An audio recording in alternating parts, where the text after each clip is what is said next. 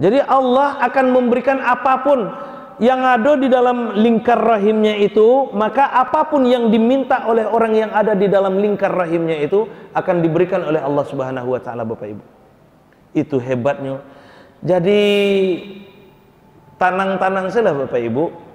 Walaupun mungkin misalnya awak kekurangan rahman dalam pandangan kita kekurangan rahman dari Allah Subhanahu wa taala, insyaallah nanti kita akan dapatkan rahimnya Allah Subhanahu wa taala.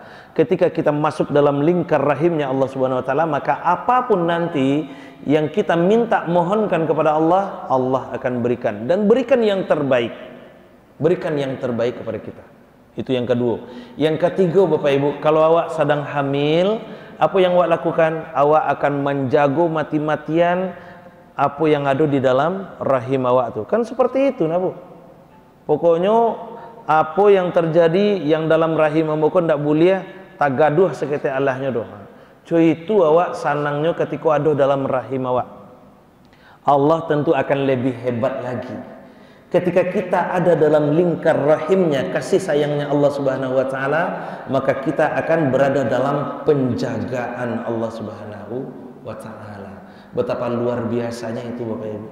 Kebahagiaan yang sangat luar biasa nanti ketika kita dapatkan penjagaan dari Allah Subhanahu wa taala. Allah yang menjaga kita, Allah yang menjaga awak. Maka insya Allah orang-orang yang selalu dalam rahim Allah, dia tidak akan khawatir kepada apapun, tidak akan takut kepada siapapun ia yang mencoba menghalangi ia untuk mendekat kepada Allah Subhanahu wa taala, dia tidak akan takut. Itu orang-orang yang mana? Orang-orang yang sudah berada dalam lingkar rahimnya Allah Subhanahu wa taala. Bahkan apa? Berani mengorbankan. Biasanya orang yang hamil kalau lah kemengeluhan tu nyokorbankan jiwa raganya untuk apa? Supaya yang dalam rahimnya kok selamat. Cuy itu bana Bapak Ibu. Cuy itu bana kan?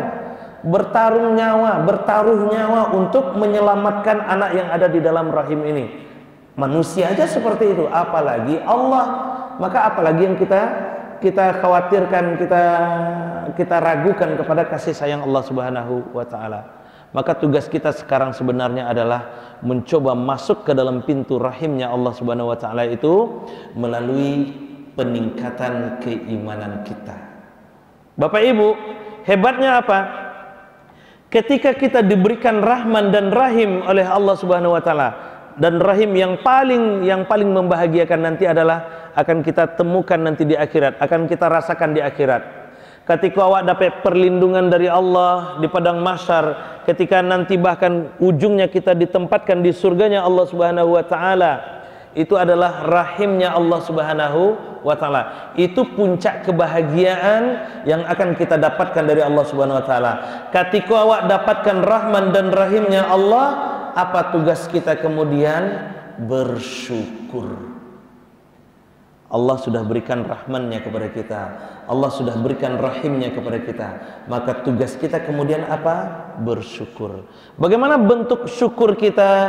Mengucapkan alhamdulillahi rabbil alamin. Makanya ayat sudah bismillahirrahmanirrahim itu alhamdulillahi rabbil alamin. Artinya apa? Allah mengajarkan kepada awak untuk mensyukuri atas segala rahman, mensyukuri atas nikmat rahimnya dari Allah Subhanahu wa taala itu. Alhamdulillahi rabbil alamin. Itu yang awak ucapkan. Itu yang awak ucapkan. Alhamdulillah. Alhamdu itu Bapak Ibu menyerahkan segala pujian kepada Allah Subhanahu wa taala tanpa mengambil sedikit pun bagian untuk kita. Jadi Bapak Ibu, kalau batu-batu, beko rahasianya ada di balik ayat yang ketiganya itu. Kalau batu-batu memuji Allah Subhanahu wa taala dan menyerahkan pujiannya itu hanya kepada Allah, sagalonyo lah diagihan de Allah, kita kembalikan pujian itu ke Allah tanpa mengambil bagian apapun. Contoh, Bapak Ibu, yo sanang jadi ibu, yo bisa ibu puasa Senin Kamis dengan lancar tanpa ada gangguan. Apa kecaan? Alhamdulillah. Yo berpandai-pandai juga awak menjaga kesehatan. Bantu itu Bu? Ya. Alhamdulillah saja atau bertambah berpandai-pandai juga menjaga kesehatan? Alhamdulillah saja.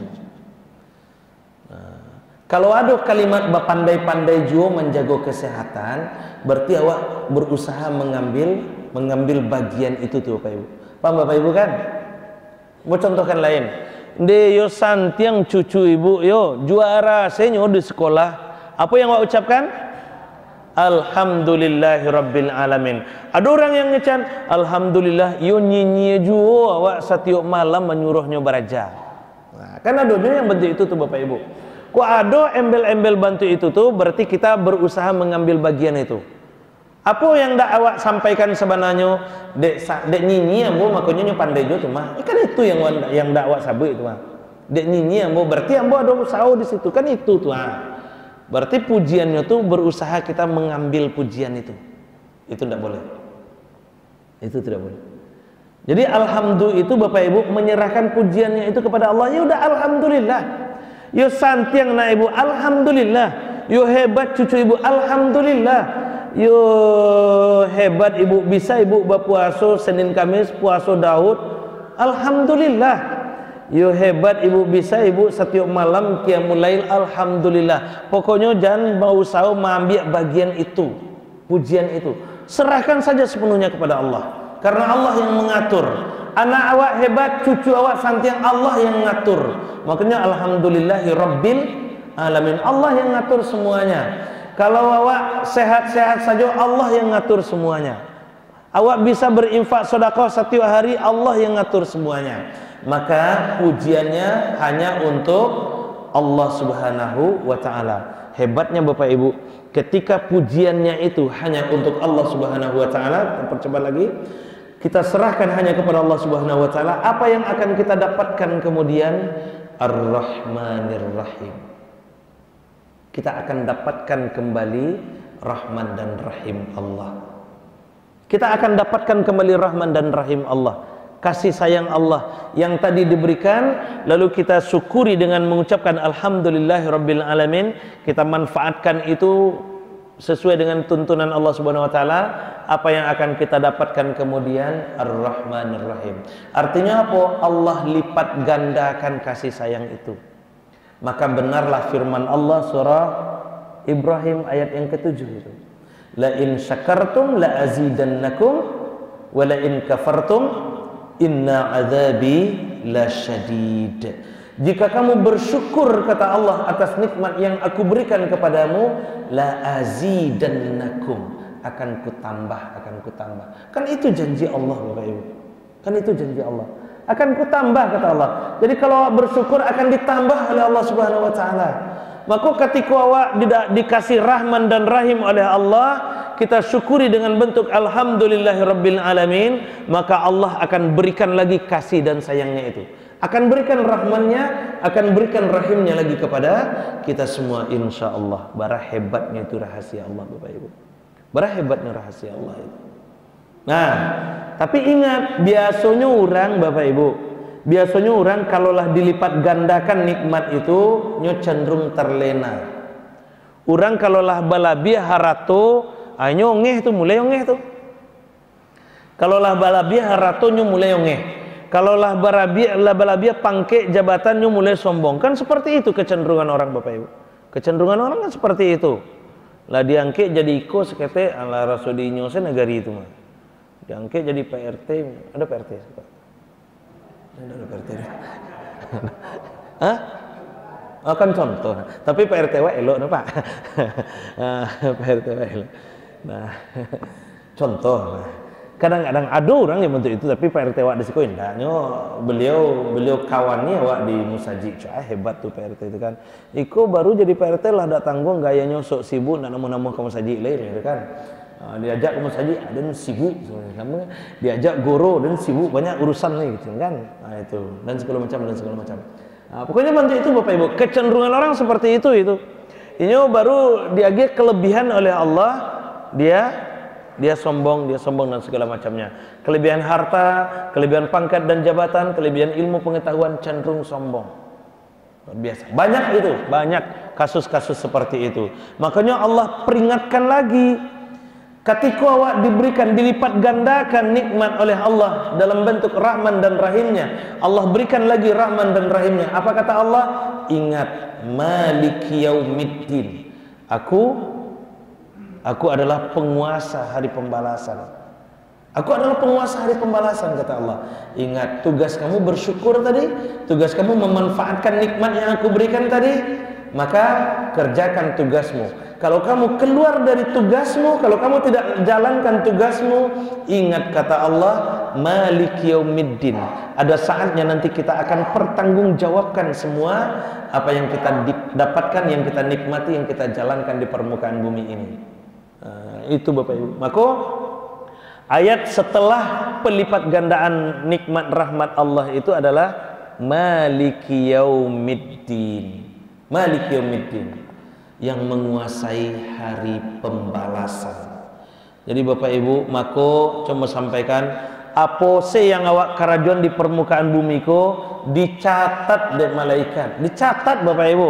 Itu kan ditegaskan oleh Allah dalam surah yang ke-50 Qaf ayat yang ke-18. Ma yalfizu min qaulin illa ladaihi raqibun atid. Tidak ada satupun yang kita ucapkan, yang awak ucapkan apalah yang kita kerjakan, yang kita lakukan, illa ladaihi raqibun atid. Ada malaikat yang mencatatnya, raqib dan atid. Jadi mangawak di permukaan bumi ko dicatatnya malaikat Bapak Ibu. Kok hati-hati kata Allah. Hati-hati. Ketika diberi kelebihan oleh Allah, manfaatkan itu untuk mendekatkan diri kepada Allah. Karena apa? Karena pada saatnya nanti kita akan pertanggungjawabkan kelebihan itu. Pada saatnya nanti kita akan pertanggungjawabkan apa yang kita terima, yang kita dapatkan di permukaan bumi ini. Kapan kita pertanggungjawabkan? Nanti pertanggungjawabannya mulai dari alam barzakh. Itulah mulai itu Bapak Ibu. Dari alam barzakh sajalah mulai itu. Makanya keluarlah firman Allah surah yang ke-50 juga Qaf ayat yang ke-4. Kata Allah Subhanahu wa taala, "Qad 'alimna ma tanqusul ardu minhum wa indana kitabun hafiz." Kami tahu apa yang kalian masukkan ke dalam liang lahat, ke dalam perut bumi, ke dalam mulut bumi itu. Wa indana kitabun hafiz, dan kami punya catatan tentang ia. Jadi apa yang awak masukkan ke dalam liang lahat, setiap orang yang awak masukkan ke dalam liang lahat itu Bapak Ibu, kasadonyo membawa buku catatan, kitabun hafiz namanya.